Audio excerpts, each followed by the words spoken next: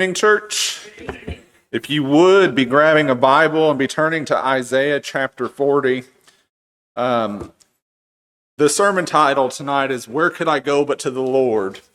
And you might recognize that from an old hymn called "Where Could I Go?" The first verse, it talks about the difficulty of facing temptations. So then the question is asked, where could I go but to the Lord?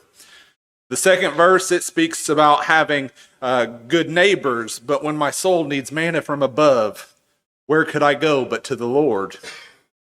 The third verse, it talks about having good friends and receiving comfort from God's word, but when I face death, where could I go but to the Lord? And the chorus repeats that when you're seeking a refuge for your soul, there's nowhere else you can go but to the Lord. When you're needing a friend, who can save you in the end? Where can you go but to the Lord? It's this kind of thinking that Isaiah is wanting his people to consider here in Isaiah chapter 40. In Isaiah chapter 40 and verse 27, the people, they're questioning God. They're saying that God doesn't see what they're experiencing, what they're going through, and they're saying that God doesn't care. Isaiah, up to this point, has given us two pictures about God through verse 17. The first, God is pictured as a saving shepherd, gathering his sheep into his arms. And then God is pictured as being so great in power and majesty that nothing is too hard or too big for him to handle.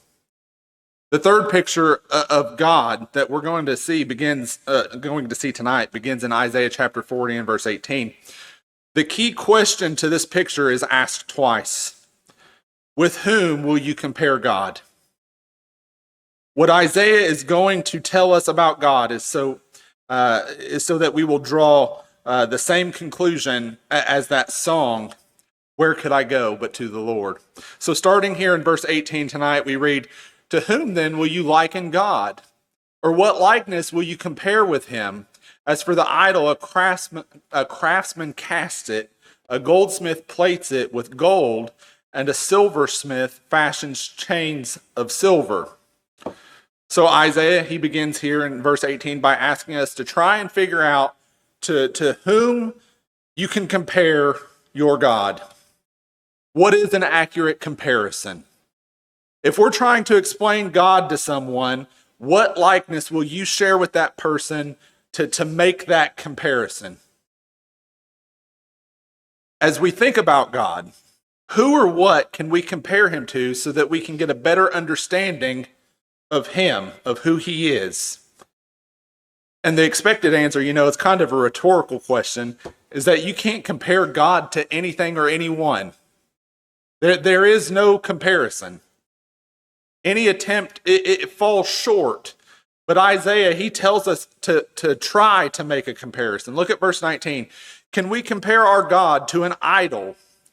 Can we have an idol before us and see if there's some kind of comparison that we can make? The first problem with an idol is that it's made. Whatever we make, it cannot be compared to God. Even if you overlay the idol with gold or you put silver chains on it, you still made it.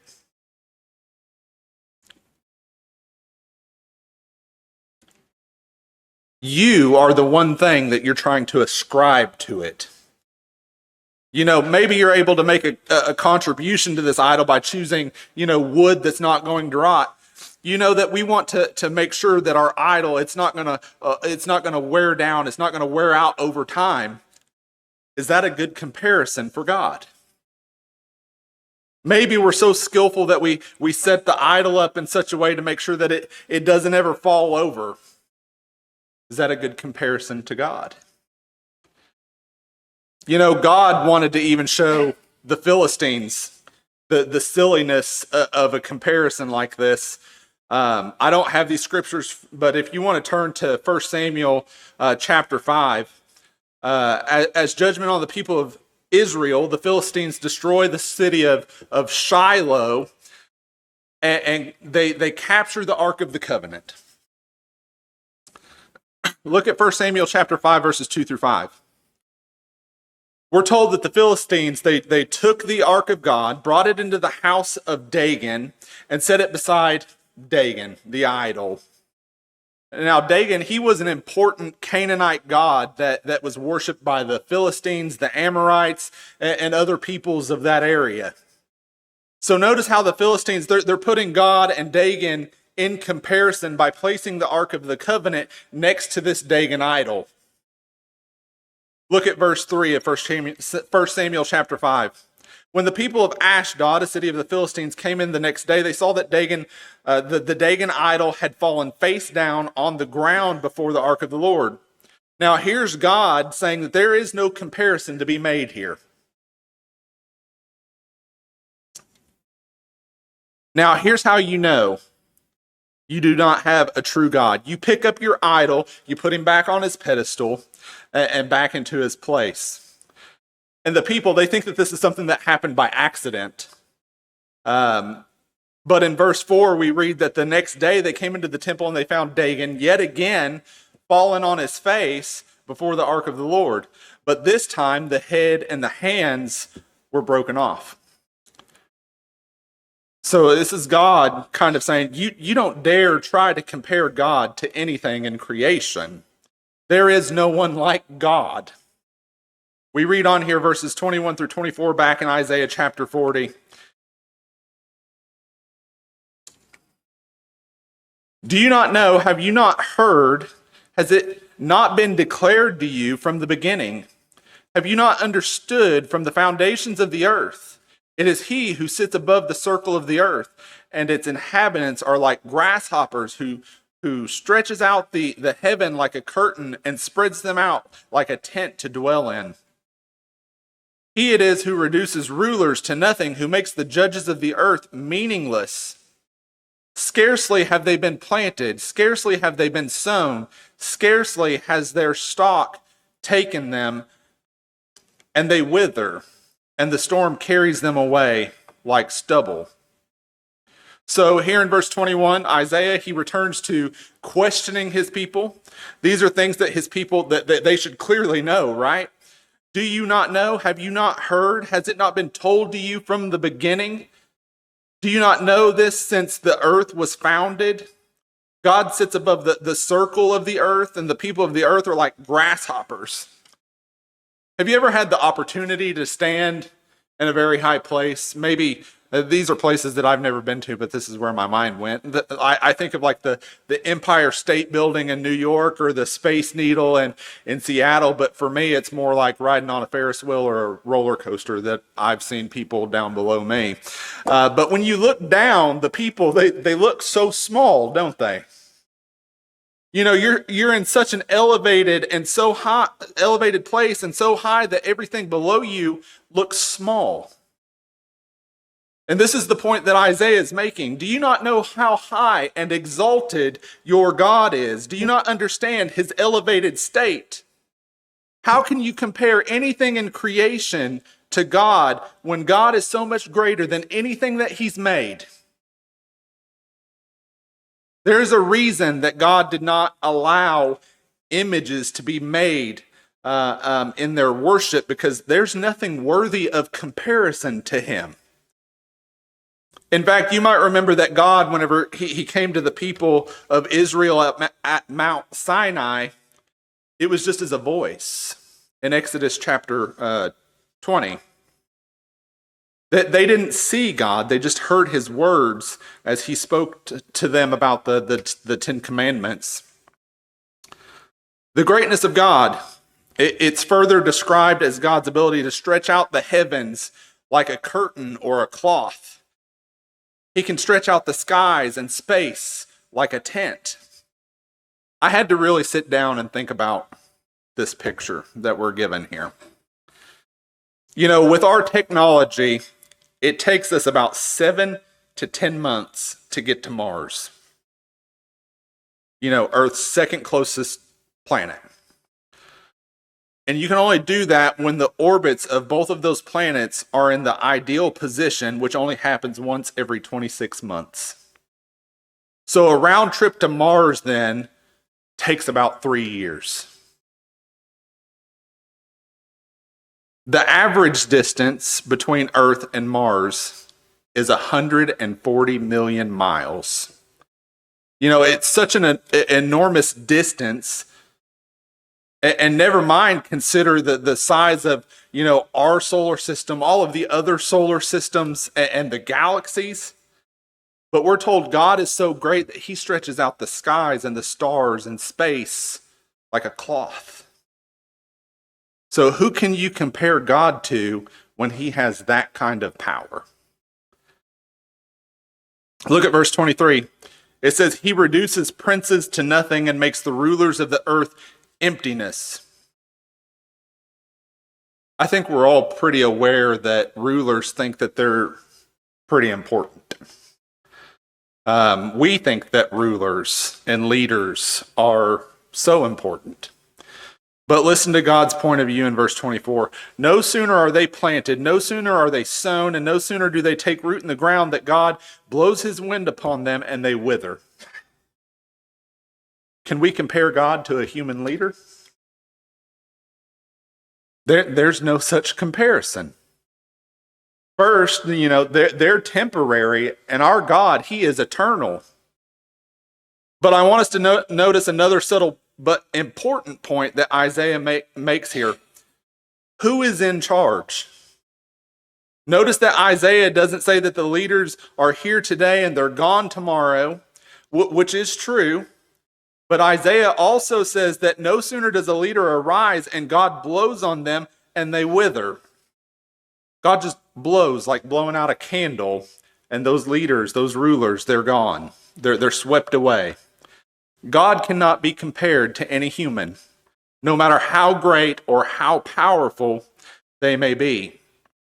Let's read on here in verse 25. It says, to whom then will you liken me that I would be his equal, says the Holy One. Lift up your eyes on high and see who has created these stars, the one who leads forth their host by number. He calls them all by name because of the greatness of his might and the strength of his power. Not one of them is missing. So Isaiah, he returns to the question, who will you compare God, or who is God's equal? I want us to take in one more picture that is given to us here in verse 26. Look up and see the stars. The first thing we're supposed to think about is, who made all these stars? Who created the stars? And the only answer is God. Now, I want us to listen to the immensity of God here in verse 26. God brings out the stars one by one and calls them all by name. God calls out the stars by numbers and by name. This made me stop and consider another question. Are there more stars in the universe, or are there more grains of sand? And the shocking answer is that there are innumerable more stars in the universe than there are grains of sand on the earth. So I want us to think about what God is telling us. And at the moment, there are about 100 billion observable galaxies that we can observe with the technology that we have today. Catch that number, 100 billion galaxies. Now, our galaxy, the Milky Way, has 30 billion stars in it. So if we use our galaxy as an average, then we would say that there are 3 sextillion observable stars.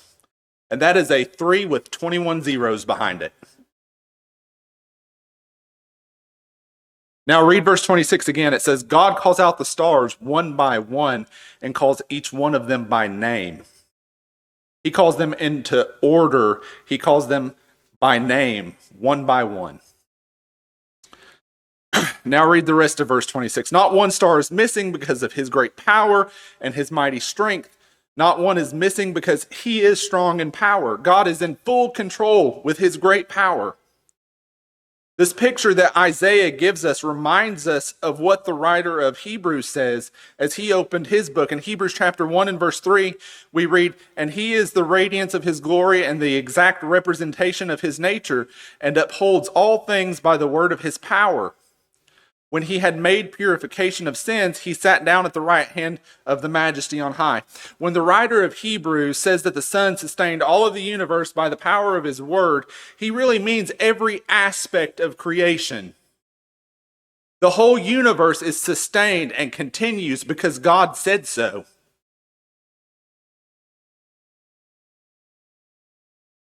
We had another day today because God said so. The universe did what it did today because God said so. He upholds everything by his powerful word. God keeps track of billions times billions of stars. So what's the point? Let's look at verse 27.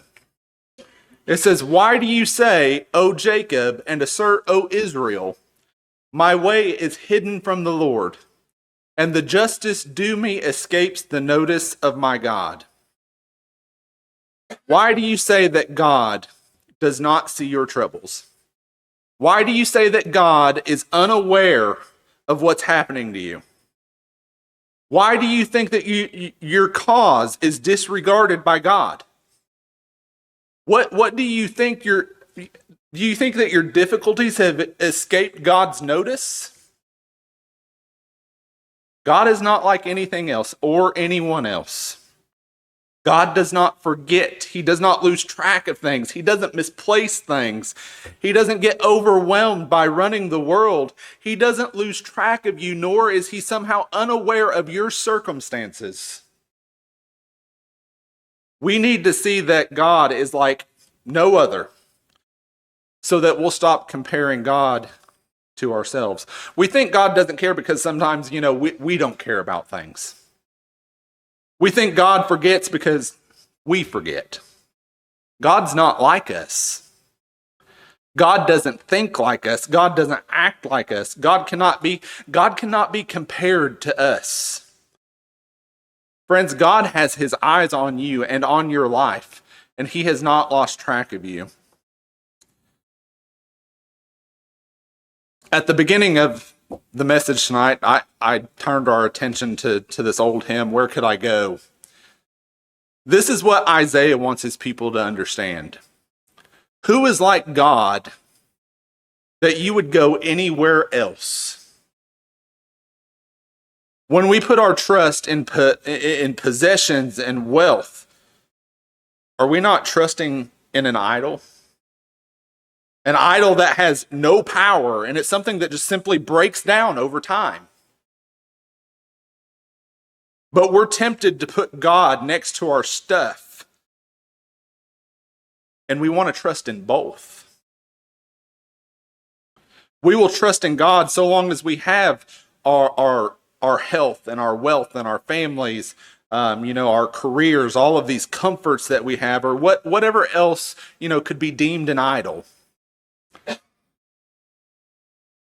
God cares, so why would you run away from him? Why would we turn to other things that are not God's at all? Why would we avoid the one who counts the stars and names them? Why would we leave the one who's enthroned above the earth? Who is like our God? Who loves and cares for his people the way that God does? You may be struggling with some of those questions tonight. And those struggles are tough. We don't always know how to answer the questions of, why is this going on in my life? The reason that God placed us here as a church family is so that we can be here to encourage you, to let you know that God does care for you. So if you have any worries that you want to have prayed for, you have health concerns that keep you up at night, we can pray for you. If you've not given your life over to God and that's something that you've decided that you wanted to do, the baptism water is ready back here also. Whatever need you may have, please come forward as we stand and as we sing.